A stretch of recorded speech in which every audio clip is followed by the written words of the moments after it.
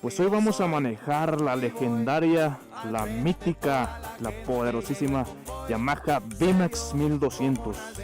Así es que acompáñenme para presentárselas.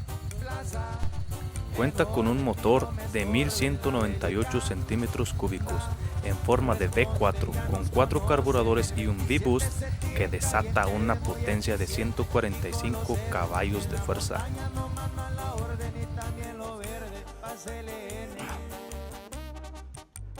Y pura clave especial, pura empresa Stream Audio.